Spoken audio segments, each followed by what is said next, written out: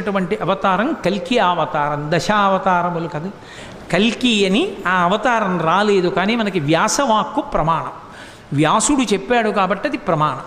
10వ అవతారమైనటువంటి కల్కి అవతారము ఎప్పుడు వస్తుందో వ్యాస భగవానుడే చెప్పాడు.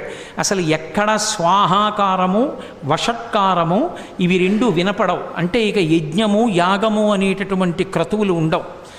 గోవులు విశేషంగా వధింపబడి గోమాంసం తినడం లోకంలో ప్రారంభమైపోతుంది. వివాహ వ్యవస్థ నిలబడదు.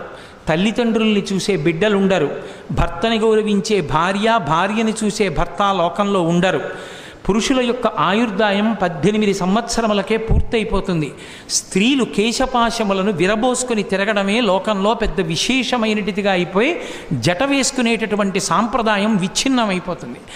అయిపోయిన తరువాత లోకంలో పురుషులు 18 సంవత్సరాలకే మరణించడం ప్రారంభమైపోయి ఆయుర్దాయాలు క్షీణి